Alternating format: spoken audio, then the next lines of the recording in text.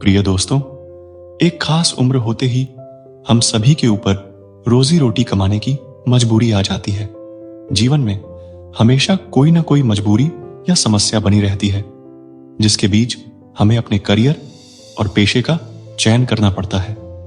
हम कोई पेशा चुनते हैं, लेकिन दूसरा पेशा उससे बढ़िया लगता है।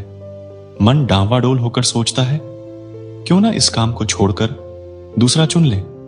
किस क्षेत्र को चुनना है, यह तय करने की सूझबूझ हम में नहीं रहती है।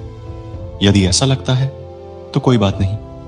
इस समय आप जो भी काम कर रहे हैं उसमें तन मन से लग जाइए और जरूरत पड़ने पर जान की बाजी लगाने को तैयार रहिए।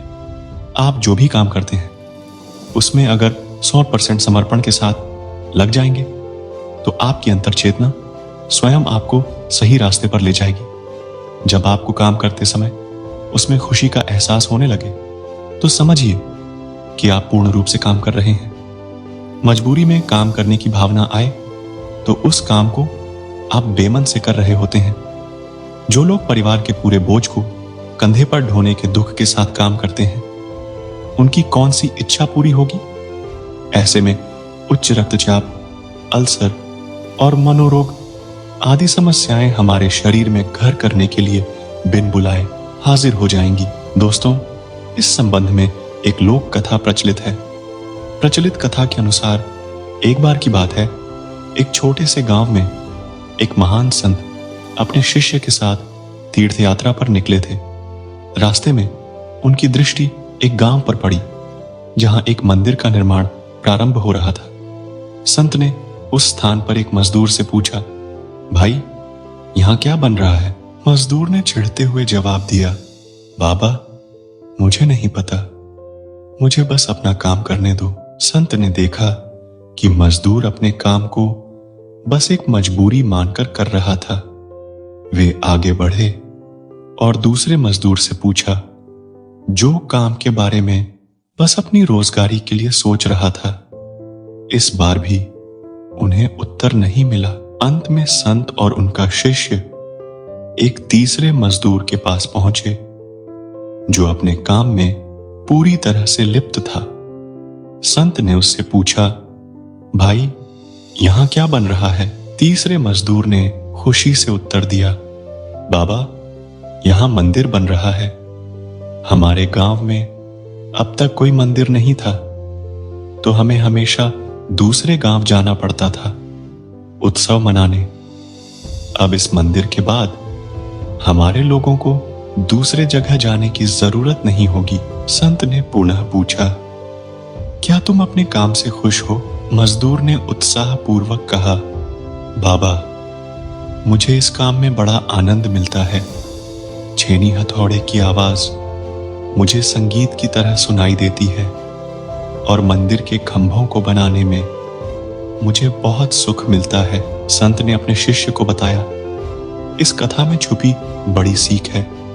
जीवन में सुख और शांति पाने का रहस्य यही है कि हम अपने कार्य को बोझ नहीं माने, बल्कि उसमें आनंद और संवेदनशीलता ढूंढें।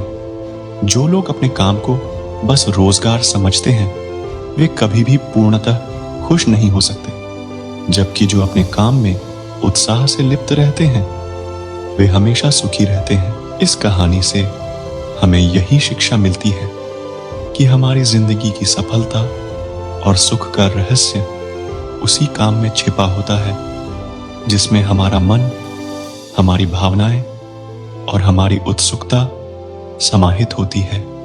ऐसे ही अपने जीवन में इस संदेश को समझें और खुद को खुशहाली की ओर अग्रसर करें।